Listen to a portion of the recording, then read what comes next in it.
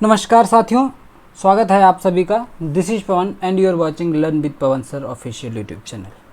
दोस्तों, आज की इस क्लास में हम लोग डिस्कस करेंगे प्रीवियस ईयर पेपर्स में पूछे गए सभी इडियम्स और फ्रेजेस को। ठीक है, जो भी इम्पॉर्टेंट और मोस्ट इम्पॉर्टेंट कह सकते हैं आप, जो इडियम फ्रेजेस हैं, जो रिपीटेड भी हैं, वो सारे आपके सामने हैं इस क्लास में। ठीक है, तो पेशेंस के साथ बने रहें। क्लासेस लंबी हो रही हैं आजकल, तो बीच में क्लास छोड़ के मत जाइएगा, आपका ही फ़ायदा है ना। तो मैं मेहनत करता हूँ आपके लिए, तो आपको तो बस केवल पढ़ना है, वॉच करना है। ठीक है, पहला क्वेश्चन देखिए, वेगर्स डिस्क्रिप्शन है, एक इडियम है। इसका मतलब क्या होता है, इसका अर्थ क्या है? बेगर्स डिस्क्रिप्शन का मतलब होता है एक ऐसी डिस्क्रिप्शन जो मीन्स बियॉन्ड डिस्क्रिप्शन, इसके लिए हो जाएगा ऑप्शन ए, बियॉन्ड डिस्क्रिप्शन, यानी जिसकी व्याख्या न की जा सके, जिसे एक्सप्लेन न किया जा सके। ठीक है, तो that is beggars description, option A. To take the bull by horns, ठीक है, to take the bull by horns. अब इसमें क्या है, बुल का मतलब तो आप जानते हो, और हॉर्न का मतलब होता है सींग। बुल के सींग पकड़कर अगर आप डटकर सामना कर रहे हैं उसका, तो इसका मतलब क्या है? Face a difficulty boldly.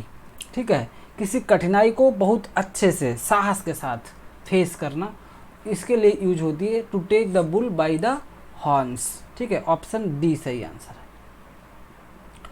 To buckle down, to buckle down means क्या है? Work seriously, take it easy, drop a subject, go for a vacation. To buckle down का मतलब होता है वर्क सीरियसली। ठीक है, ऑप्शन ए वर्क सीरियसली हो जाएगा, सीरियस तरीके से काम करने को buckle down. A good Samaritan, good Samaritan का मतलब ऐसा होता है, इसका मीनिंग होता है कोई परोपकारी व्यक्ति, कोई हेल्प करने का जिसका नेचर है लोगों की। ठीक है, तो वो गुड समैरिटन कहा जाता है उसे। ऑप्शन डी सही आंसर है। अ जेन्युइनली हेल्पफुल पर्सन को गुड समैरिटन कहते हैं, और बहुत ही इंपॉर्टेंट इडियम है। नेक्स्ट क्वेश्चन में पूछा गया है, blows his own trumpet. Blow means होता है बजाना, ट्रम्पेट का मतलब है एक वाद्य यंत्र, पीपड़ी आप समझ लीजिए इसे। ब्लोज हिज ओन ट्रम्पेट, कुछ लोग होते हैं वो अपनी ही पीपड़ी बजाते रहते हैं, यानी अपने मुंह मियाँ मिट्ठू बनना। ठीक है, तो वो वाला सेंस यहाँ पर है। तो प्रेजेज हिमसेल्फ, अपनी प्रशंसा स्वयं करने को ब्लो हिज ओन ट्रम्पेट कहते हैं, यानी कि बाकी लोगों की बात ही नहीं सुन रहे, अपने बारे में ही बोले जा रहे हैं। ऐसी कंडीशन में ये फ्रेज यूज होती है। इसका मतलब है प्रेजेज हिमसेल्फ, स्वयं की प्रशंसा करना। To shed crocodile tears, crocodile tears का मतलब है घड़ियाली आंसू, बनावटी आंसू जो कि ओरिजिनल नहीं है। तो इसके लिए जो सही आपके पास आंसर है B, hypocritical. To shed false tears, ठीक है, लोगों को प्रभावित करने के लिए, ये दिखाने के लिए कि हमें उनके दुख की वजह से दुख हो रहा है, तो ऐसे आंसू बहाने वालों को क्या कहते हैं? उन आंसुओं को क्रोकोडाइल टीयर्स कहते हैं। ठीक है, option C. To call a spade means का, इसका मतलब होता है कोई भी चीज़ है बहुत सिंपल तरीके से बोल के बता दो। ठीक है, to speak without mincing words, मतलब जो जैसी बात है सेम वैसी ही कह दो। मिन्सिंग वर्ड का मतलब होता है कि जिस बात में, उस बात में कोई अनप्लीजेंट या एम्बैरेसिंग बात आती है, कोई ऐसी बात है जो सुनकर लोगों को अच्छा नहीं लगेगा, तो उस बात को भी हटाना नहीं है, उसको भी जैसे का तैसा बोल देना है सिंपल वे में। तो ऐसी जगह के लिए to call a spade use होता है, option C. To speak plainly without avoiding unpleasant or embarrassing issues, option C answer है। Lord Clive won his laurels in the battle of Plassey, KBS का क्वेश्चन है। प्लेसी के जो बैटल में Lord Clive को won his laurels का मतलब है, यहाँ पे जो इडियम है वो है विन लॉरेल्स। विन लॉरेल्स का मतलब होता है पहचान हासिल करना, सम्मान कमाना। तो यहाँ पर जो सही वर्ड है इसके लिए दैट इज एक्वायर्ड डिस्टिंक्शन, यानी प्लासी के युद्ध में इसकी विजयी हुई होगी लॉर्ड क्लाइव की, तो इससे क्या हो गई? ये डिस्टिंक्शन इसे मिल गई, मीन्स ये पहचान बन गई, इसका सम्मान बढ़ गया, रिकॉग्निशन मिल गई। ठीक है, तो ऑप्शन सी सही आंसर है विन लॉरेल्स के लिए। The best policy is to let speak sleeping dogs lie, अगर कुत्ते सो रहे हैं तो अच्छा है कि उन्हें सोने दीजिए, आप निकल जाइए, मत जगाइए उन्हें, नहीं तो प्रॉब्लम होगी, है ना। टू लेट स्लीपिंग डॉग्स लाई का मतलब जो गड़े हुए मुद्दे हैं उन्हें दबा ही रहने दीजिए। To avoid discussing troublesome matters, ठीक है, ऑप्शन डी, जो कष्टकारी जो प्रॉब्लम वाले मैटर्स हैं उन्हें अवॉइड करना ही ठीक रहता है ना, जैसे कि कुत्तों को सोने देना ही ठीक है, वो जागेंगे तो भौंकेंगे। ऑप्शन डी सही आंसर है। He was in a brown study, in a brown study के लिए क्या है यहाँ पर आपके पास, इन हिज स्टडी रूम गलत है, एब्सेंट माइंडेड ये भी गलत है, एब्जॉर्ड इन रीडिंग ये वाली बात सही हो जाएगी, ऑप्शन बी। वैसे इन ब्राउन स्टडी का जो सही अर्थ होना चाहिए दैट इज कोई अपने आप में सोच में डूबा हुआ, and paying attention to your own thought, अपने ही विचारों पर ध्यान दे रहे हो, ठीक है, उस स्टेट में अकेले हो, शांत स्थिति में हो, बहुत ज़्यादा सोच रहे हो और अपने ही विचारों पर ध्यान दे रहे हो, इस मंथन को ब्राउन स्टडी बोला जाता है, ठीक है। लेकिन यहाँ पे आपको ऑप्शन मिल रहा है एब्जॉर्ड इन रीडिंग, ठीक है, ऐसी स्थिति रीडिंग में भी होती है, पूरी तरह से तल्लीन हो, इधर उधर की चीज़ों पर ध्यान नहीं जा रहा है, तो that is brown study, option B सही आंसर है यहाँ पर।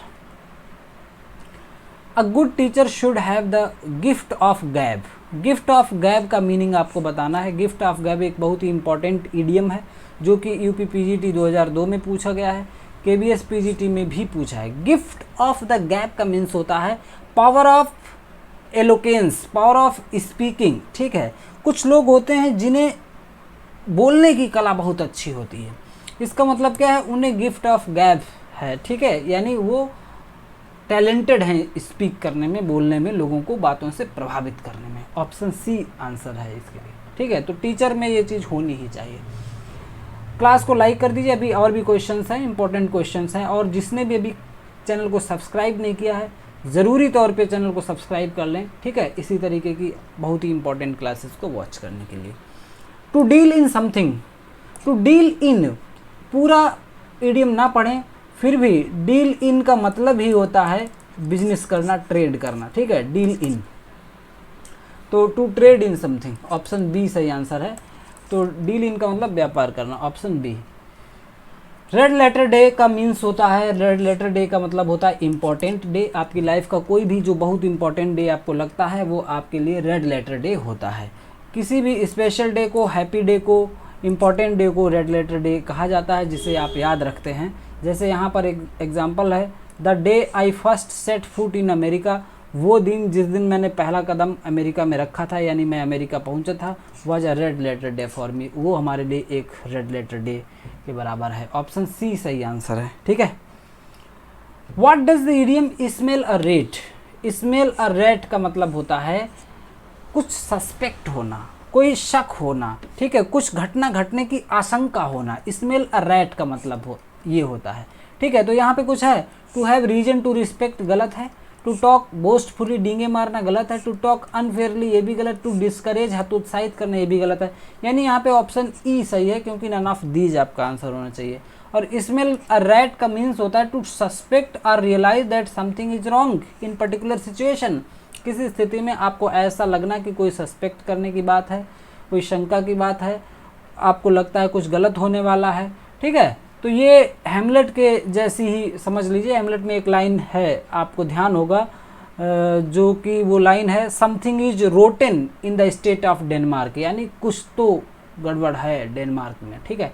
तो ऑप्शन सी सही आंसर है, क्योंकि ये किसी से भी मैच नहीं कर रहा है यहाँ पर। What is meaning of the phrase to count upon, to count upon phrase का मीनिंग क्या है? काउंट अपॉन का मीन्स होता है टू डिपेंड अपॉन और टू रिलाई अपॉन, ठीक है, किसी भी पॉइंट ऑफ व्यू से किसी दूसरे पर डिपेंड होने को काउंट अपॉन कहते हैं, ठीक है।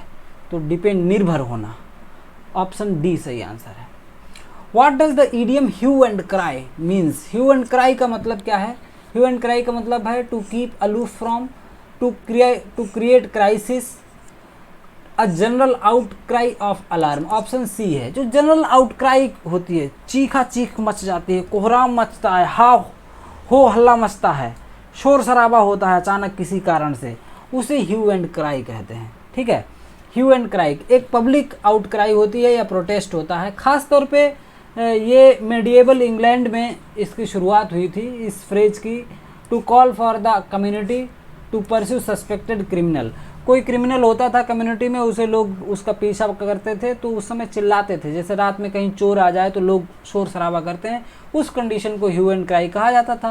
लेकिन अब कभी भी ये इतना जनरल टर्म हो गया है, now it refers to any loud clamour और पब्लिक प्रोटेस्ट। कोई भी पब्लिक प्रोटेस्ट है या कोई लाउड शोर शराबा है तो वहाँ के लिए हम ह्यू एंड क्राई बोलते हैं अब, ठीक है। Option C. What do you mean by square mile? Square mile का मतलब होता है भरपेट भोजन। स्क्वायर मील का मतलब भरपेट भोजन, अ फुल मील। अगर आपको लंच में भरपेट भोजन मिला है, बहुत अच्छा खाना मिला है, तो that is a square meal, ठीक है। Option A, full meal. What does the idiom the pros and cons? Pros and cons का मतलब होता है, प्रोज का मतलब अच्छाई और कॉन्स का मतलब बुराई। कोई भी स्थिति है उसकी अच्छी बातें और उसकी बुरी बातें, दोनों ही बातें बताना, ठीक है। कोई भी प्रोडक्ट है उसकी अच्छाइयाँ और उसकी कमियाँ दोनों ही जब एक्सप्लेन करते हैं तो वो सब उसके प्रोज एंड कॉन्स की बात होती है। तो सही आंसर है the arguments urged for and against. For का मतलब पक्ष में और अगेंस्ट का मतलब विपक्ष में। ऐसा आर्ग्यूमेंट जो किसी के बारे में दोनों तरीके की बातें बताता हो, उसकी अच्छाइयाँ भी और उसकी बुराइयाँ भी, that is pros and cons. Option B सही राइट आंसर है, ठीक है। एंड ईडियम, ईडियम होता क्या है आपको पता होना चाहिए। ईडियम क्या है, ईडियम की डेफिनेशन आपको यहाँ बतानी है। ईडियम एक कॉमन एक्सप्रेशन है, meant to sound sarcastic. Idiom sarcasm करने के लिए नहीं होती है, ठीक है। दूसरा है an idiomatic expression repeatedly used by a cultural और लैंग्वेज ग्रुप। कल्चरल या लैंग्वेज ग्रुप के द्वारा रिपीटेडली यूज्ड होती है, ये भी सही डेफिनेशन नहीं है। अ कॉमनली यूज्ड फ्रेज, जो ईडियम है वो क्या है, एक कॉमनली यूज्ड फ्रेज है, हर कोई जानता है इसके बारे में ज़्यादातर। और expression with a meaning different from a literal translation. और जो एक्सप्रेशन है ये, इसका मीनिंग दूसरा होता है। इसका लिटरल ट्रांसलेशन करें तो लिटरल ट्रांसलेशन दूसरा होगा, लेकिन इसका जो वास्तविक मीनिंग होगा वो दूसरा होगा, ठीक है। तो शब्द वर्ड मीनिंग नहीं निकाला जाता, ईडियम का सेंस होता है, दूसरा मीनिंग जुड़ा होता है उससे। ऑप्शन सी सही आंसर है। हश मनी, हश मनी का मतलब क्या है? हश मनी का मतलब देखते हैं यहाँ पर, the money spent at midnight, गलत है। The bribe paid to keep some matter secret, ये एकदम सही आंसर है, ऑप्शन बी। हश मनी का मतलब होता है कोई रिश्वत, ब्राइब का मतलब रिश्वत, रिश्वत जो दी जाती है कोई मैटर दबाए रखने के लिए, जो चीज़ सीक्रेट है उसे सीक्रेट ही रखने के लिए जो पैसा खर्च किया जाता है उसे हश मनी कहते हैं। Option B. What is the meaning of the idiom a flying visit? Flying visit, ठीक है। फ्लाइंग विजिट का मतलब होता है very short visit. Option A. जब आप लोग एग्ज़ाम देते हैं, यूनिवर्सिटी के एग्ज़ाम हो या बोर्ड के एग्ज़ाम हो, तो कहते हैं कि आज फ्लाइंग आई थी, फ्लाइंग आई थी, या लोग बोलते हैं बैच आई थी। तो फ्लाइंग क्या मतलब, उसे फ्लाइंग इसलिए बोलते हैं कि वो बहुत शॉर्ट विजिट करते हैं, 2, 4, 5 या 10 मिनट की विजिट होती है, ठीक है। जल्दी से सब कुछ देख के चेक करके और चले जाते हैं, ऐसी विजिट को फ्लाइंग विजिट कहते हैं। वहीं से चेक करने वालों का नाम ही पड़ गया कि फ्लाइंग आई थी वहाँ, ठीक है। तो अब very short visit, option A सही answer. What is the correct meaning of the idiom to meet one's Waterloo? To meet one's Waterloo, Waterloo के युद्ध में एक जो ये नेपोलियन बोनापार्ट था, इसकी हार हुई थी और बहुत ही गलत तरीके से हार हुई थी, ये फाइनल डिफीट थी इसकी, ठीक है। तो हारने के सेंस में ये इडियम बनी है। टू मीट वंस वाटरलू का मतलब होता है to meet a new person, गलत है। To visit a new place, ये भी गलत हो जाएगा। To meet one's final defeat, किसी की फाइनल हार हो जाने को टू मीट वंस वाटरलू कहते हैं। ऑप्शन सी सही आंसर है। What do you mean by the idiom yeoman's service? Yeoman's service का मतलब होता है एक्सीलेंट सर्विस, एक्सीलेंट वर्क। आप जो काम करते हैं, आप जो सर्विस देते हैं, वो अगर बहुत तन्मयता से बहुत एक्सीलेंट करते हैं तो आप ह्यूमेंस सर्विस दे रहे हैं, ठीक है। और आपको अपने काम के प्रति ऐसा ही हिसाब बना के रखना चाहिए कि आप ह्यूमेंस सर्विस, जो भी काम करें एक्सीलेंट तरीके से करें। Option D. Life is a bed of roses, बहुत ही इजी फ्रेज है और बहुत ही कॉमन है। बेड ऑफ रोजेज का मतलब बहुत आसान होना, बहुत सुखद होना, प्लीजेंट लिविंग, ठीक है, बहुत अच्छा जीवन होना, सुखद जीवन होना। Option A. नेक्स्ट है choose the correct idiom for the explanation given. Please keep quiet, keep quiet के लिए कौन सी ईडियम यहाँ पर है? कीप इन माइंड ये गलत है, वी ओवर विथ गलत है, catch the bull by the tail ये भी गलत है, होल्ड योर टंग जिसे चुप रहने के लिए कहेंगे या तो उसे कहेंगे प्लीज कीप क्वाइट। अगर ये नहीं कहना चाहते हैं तो आप कहते हो hold your tongue. Hold your tongue का मतलब जुबान को लगाम दो, ठीक है। इसमें प्लीज जैसा सेंस नहीं है लेकिन बात वही है, ये थोड़ा सा हार्ड है सुनने में, होल्ड योर टंग, ठीक है। ऑप्शन डी सही आंसर है। नेक्स्ट क्वेश्चन है बैड ब्लड, इंपॉर्टेंट है, बहुत ही इंपॉर्टेंट है। बैड ब्लड का मतलब होता है दुश्मनी होना, जहाँ पर फ्रेंडलीनेस की कमी होती है, जहाँ फ्रेंडशिप नहीं होती है, बैर भाव होता है, मीन्स अनफ्रेंडलीनेस। बैड ब्लड का मतलब दुश्मनी का भाव होना, ठीक है। तो ऑप्शन बी इसके लिए सही आंसर है, बैड ब्लड, ध्यान रखना। The idiom double Dutch, double Dutch ये भी बहुत इंपॉर्टेंट ईडियम है। डबल डच का मतलब होता है language spoken by the Dutch, ये बात नहीं है, गलत है। Unintelligible language, long distance march to natives, इसमें जो सही answer that is option B, unintelligible language. कोई राइटिंग हो या कोई स्पीच हो, ऐसा स्पीच या ऐसी राइटिंग जो समझना मुश्किल है, ठीक है, इम्पॉसिबल टू अंडरस्टैंड, समझ ही नहीं कोई सकता, तो उसे हम डबल डच बोलते हैं, ठीक है। डबल डच उसके लिए ईडियम यूज होती है। ऑप्शन बी आपका सही आंसर है यहाँ पर। अगली इंपॉर्टेंट ईडियम है दैट इज पेनेलोप्स वेब। पेनेलोप्स वेब का मतलब एक ऐसा वेब, एक ऐसा जाल जिससे कभी बाहर ही नहीं निकल पा रहे हो, ठीक है। एक ऐसा जाल, पेनेलोप का एक ऐसा जाल था जिससे लोग बाहर नहीं निकल पाते, यानी एक ऐसा वर्क, अनएंडिंग वर्क करते ही रहो, वो ख़त्म ही नहीं हो रहा है, ठीक है। तो अनएंडिंग वर्क इसका होता है, ऑप्शन सी सही आंसर है। और what is the meaning of the expression avant great? Avant great का मतलब होता है समथिंग न्यू और इनोवेटिव, तो सही आंसर हो जाएगा ऑप्शन डी, अवेंट ग्रेट, ठीक है। अवेंट ग्रेट हो गया।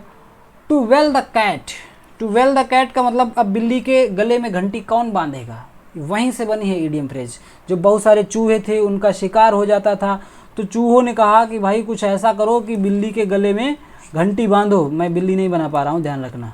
बिल्ली के गले में घंटी बांधो तो जैसे आया करेगी तो जान जाएंगे हम लोग, है ना।